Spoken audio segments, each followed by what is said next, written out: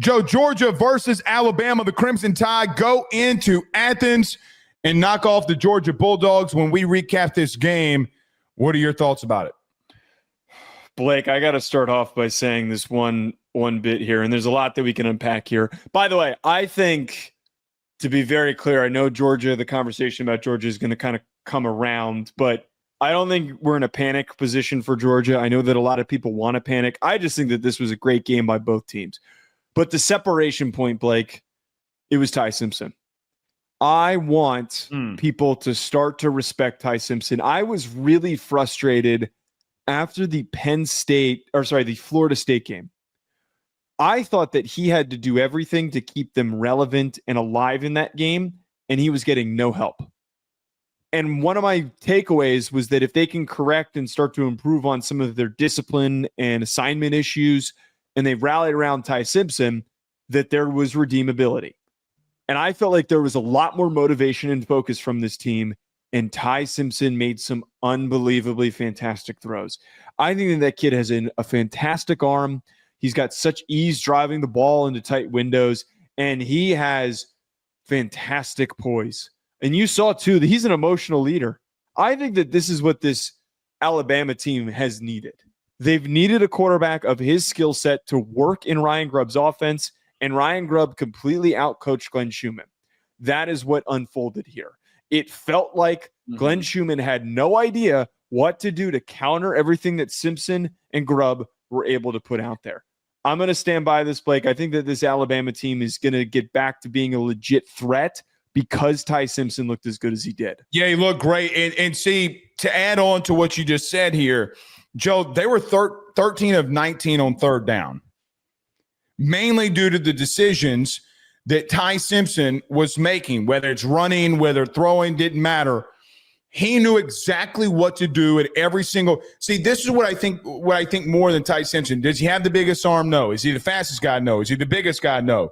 Is he the most athletic guy? No. But he knew everything that he needed to do to win. He was the most prepared – here's what I'd say. Out of everything that we saw this week, out of every single quarterback in the country that played, he was by far the most prepared for the team that he was playing against. Meaning he knew he threw every pass with a high amount of conviction. And Joe, even to an extent, you have Ryan Williams on a post route where he drops, which was an amazing throw by Ty Simpson. Should have been caught by your superstar wide receiver and a touchdown. The thing about this game, when you rewind it, how many times that Bama got in the third down, run the ball, put the ball in Ty Simpson's hands and let him make a play. They did it 19 times. Joe, to think about that, you're closer to being half of the plays that you ran coming on third down than anything. 19 conversion attempts on third down, and you got 13 of them. That is what you kept Georgia off the field. They couldn't get in a rhythm offensively. You're like, listen, we think that we can just nickel and dime and then start hitting some shots here. And Ty Simpson did it. And then, Joe, when Kirby and Schumann got punched in the mouth and didn't really know, then you put Caden Proctor out as a wide receiver and you let a 360-pound dude catch a screen. And quite honestly, the most so fired up that I've ever seen in my life. And by the way, what a run by Proctor. What a run. Get moving, big fella. Okay, that was a hell of a run. Ty Simpson knew what to do. And I think that when we talk about college football, we talk about this in the NFL a lot, right? We talk about, oh, man, Brady was locked in this week, film, and Brady was locked in, Manning was locked in, Allen was locked in, Mahomes, you name them. The guy that was the most prepared quarterback in the country this week was number 15, Ty Simpson. And, Joe, you start asking the question, hey, the first time you were with Ryan Grubb, it was on the road at Florida State, and you got punched in the mouth. And now you go back on the road a second time, and you're able to overcome. He looked great, man. He really did. I just generally thought, and it's hard to sometimes remember what like your thoughts are when in different weeks because we talk so much. Sometimes it's easy to forget what our takes were.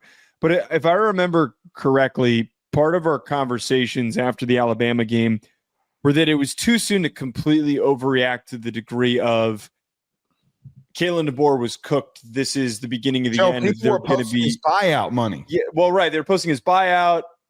There were odds listed on sports books for where he was going to, or not where he was going to go, who their next head coach was going to be. There was just this immediate assumption that it was done. And my thought at the time of the Florida State game was, this is a red flag, but it does not mean that they are screwed.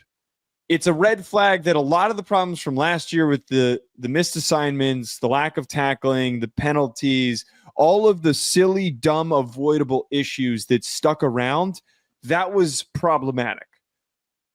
But there was still room for improvement, and it helped that they had this little buffer before they had to play the Georgia game where they could work through and figure out some of those problems. That's what a team on a bye week looks like, not what Penn State looked like. Like seriously, like that is what needs to be discussed here, and why a lot of times, or something that is ultimately overlooked when we talk about the importance of bye weeks, something that Notre Dame did on one side of the ball but not on the other is another example of that, where their offense looks completely different, which we'll get to later on in the show.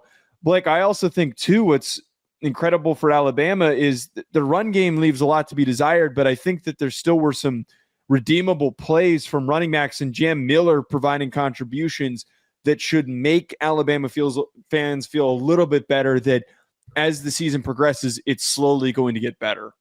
Well, and I know that Simpson is climbing up the FanDuel odds. You talked about this earlier. What was the odds again on FanDuel? Did you have it? You remember? Third at plus 950, tied with Jeremiah Smith. So, I mean, look, I think Kirby was right when he said in the middle of the week, I don't know if there's a hotter quarterback in the country right now than what Ty Simpson has showed. And just to kind of reemphasize that, I mean, listen, Joe, he was 24 of 38. There were some things he needs to clean up on some early downs. But again, the third down passing was elite, 24 for 38, 276, and 2 touchdowns. I will say this. I felt that Alabama played with a purpose offensively and defensively, for what it's worth. You know, Hubbard, who got really ridiculed in week 1, and his effort against Florida State forces the Frazier fumble, which I thought was a massive deal there. But I want to push back on one thing, okay? In the second half, offensively, you did some good things, but you missed a field goal. You had a turnover on downs. You had a 3-and-out. You had a punt, and then you end the game, and you were able to get a drive. Joe, they didn't score in the second half. And I do think Georgia figured it out. Georgia tackling early, they could not bring anybody down, and they got punched in the mouth. And I think that when you go back and watch that first half, they're out of assignment, they're out of alignment, and Alabama was able to counter that. The only thing about Bama would be the second half, they weren't able to really sustain and get in. And it was Georgia that kept putting the pressure on in certain situations. But, man, it was impressive. Ty Simpson looked impressive, needs to clean some things up. But they were able – this is how I would equate it to. They capitalized on all the Georgia mistakes. Every time Georgia got momentum or was trying to get momentum, they would answer. What do I mean? Well – they got a touchdown. Alabama scored right back at the end of the second quarter to make it 24-14. That's what I'm talking about. Every single time Georgia offensively was able to get things going, ties the game even of itself, or was down 3, whatever it was, they were just able to respond. But Georgia tackling the open field was horrible, and I felt like, really just on both sides of the ball, Bama played with a purpose, and quite frankly, they looked like that they needed to look with the talent that they had, and that's what I'd say.